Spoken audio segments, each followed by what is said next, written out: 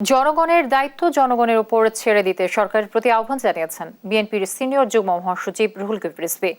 আর BNP চেয়ারপারসনের উপদেষ্টা জয়নুল আবেদিন ফারুকের দাবি, নিজেরা বিভ্রান্ত হয়ে বিএনপির নেতৃত্ব নিয়ে সমালোচনা করছে আওয়ামী লীগ। বাকিটা জানাচ্ছেন সাইফ রিপন।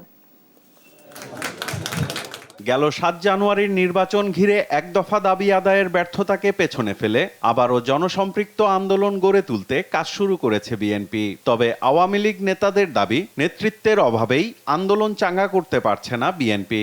তাদের দলের বহুদিন ধরে কাউন্সিল নেই, তাদের ঘরোয়া রাজনীতি বলতে গেলে ঝিমিয়ে পড়েছে। আন্দোলন নেতৃত্ব নিয়ে সমালোচনাকে আওয়ামী লীগের নিজেদের উপর সৃষ্ট চাপ এড়ানোর কৌশল বলে মনে করছেন বিএনপি নেতারা। তাদের দাবি, সংকট তৈরির সুযোগ নেই, যৌথ নেতৃত্বে চলছে বিএনপি।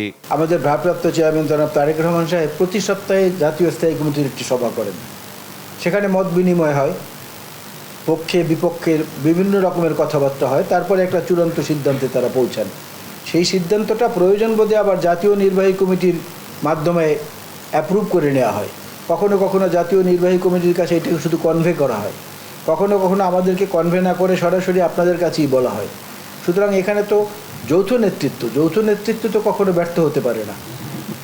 এখন যেভাবে এক দেশে এক ব্যক্তির শাসন চলছে, ওইভাবে বিএনপির মধ্যে এক ব্যক্তির শাসন বা এক ব্যক্তির নির্দেশনা দল চলে না। প্রশ্ন কেন উনি করলো যে ওনাকে সরিয়ে কাকে আনা হবে, এই বিষয়গুলো আমার মনে হয় আওয়ামী লীগ একটা বিভ্রান্তের মধ্যে আছে। দ্রব্যমূল্যের ঊর্ধ্বগতি, অর্থনীতি মেরুদণ্ড ভাঙা, ডলারের দাম দিন দিন বাড়া, এগুলো মনে হয় জনগণের যে একটা চাপ সৃষ্টি হবে এটা অনুভব করতে পেরেছে বলে আমি একজন রাজনৈতিক কর্মী হিসেবে মনে করি। সেখানে এসব কথা বলা। দলের সিনিয়র যুগ্ম মহাসচিব রুহুল কবির রিজভীর মতে, ক্ষমতায় বসানো বা পতনের দায়িত্ব জনগণের, সে কাজ জনগণকেই করতে দিতে হবে। আমাকে উচ্ছেদ করে কাকে বসাবে? আরে আপনাকে উচ্ছেদ করা আর কাউকে বসানো এই দায়িত্ব কার? কোন রাজনৈতিক দলের নয়, এই দায়িত্ব তো জনগণের। আপনি তার মালিকানা কেড়ে নিয়েছেন, তাকে মালিকানা ফেরত দেন। জনগণই ঠিক করবে কোন রাজনৈতিক দলকে ক্ষমতায় বসাবে না বসাবে।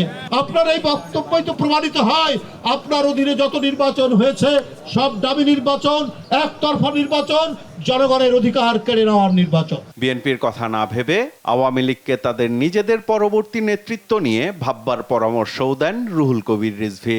ওবায়দুল কাদের সাহেবকে বলছি, আপনাদের নেতাকে শেখ হাসিনা তারপর আছে। সাইফুল রিপন, দেশ টিভি, ঢাকা।